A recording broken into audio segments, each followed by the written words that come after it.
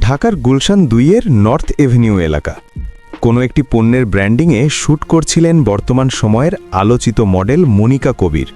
প্রথমে সব ঠিকঠাকই ছিল, কিন্তু হঠাৎ করেই বদলে গেল দৃশ্যপট। পাশ দিয়ে যাচ্ছিলেন এক পথচারী, কিন্তু তার আচরণ ছিল কিছুটা অস্বাভাবিক। যেতে চাইলেন একদম গা ঘেঁষে। যখনই এমন ঘটনা ঘটে, নিজের নিয়ন্ত্রণ হারান ভাইরাল গার্ল এই তরুণী। সাথে সাথেই পথচারীর গায়ে মারলেন নিজের হাতে থাকা একটি ব্যাগ, এরপর হাত দিয়ে আঘাত। প্রতিশোধ হোক বা প্রতিবাদ, তরুণীর এই কাণ্ড নিয়ে বর্তমানে তোলপাড় নেট দুনিয়া। মজার বিষয় হলো, ওই পথচারীকে পিটিয়ে তাড়িয়ে দেওয়ার পর মনিকা কিন্তু থেমে থাকেননি। মুহূর্তের মধ্যেই নিজেকে সামলে নিয়ে তিনি আবারও সেই আগের রূপের ঝলক নিয়ে ক্যামেরার সামনে দাঁড়িয়ে হাসি মুখে পোজ দেন এবং দর্শকদের উড়ন্ত চুমু বা ফ্লাইং কিস ছুঁড়ে দেন। নিজের ভেরিফাইড সোশ্যাল মিডিয়ায় সেই ভিডিও শেয়ার করে তিনি লিখেছেন, যেখানে সৌন্দর্য আর সাহস একসাথে মিলেছে, আত্মবিশ্বাসের সাথে দিনটি শুরু করুন। এই ক্যাপশনটি যেমন সাহস যোগাচ্ছে, তেমনি তৈরি করেছে বড় এক ধাঁধা।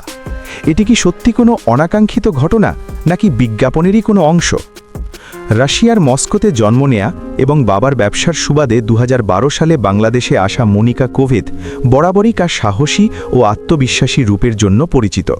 তবে তার এই আচরণ নিয়ে নেটিজেনদের মধ্যে দুই ধরনের প্রতিক্রিয়া দেখা গেছে। একদল বলছেন, একজন নারীর ওপর এমন আচরণ করলে প্রতিবাদ করাই স্বাভাবিক। আবার অনেকে প্রশ্ন তুলেছেন, ক্যামেরা চালু থাকা অবস্থায় এমন মারমুখী আচরণ কি আদৌ মানানসই? একজন মডেল হিসেবে প্রকাশ্যে জনসমাগমে এমন কাণ্ডজ্ঞানহীন প্রতিক্রিয়ার জন্য অনেকেই তাকে সমালোচনার কাঠগড়ায় দাঁড় করিয়েছেন।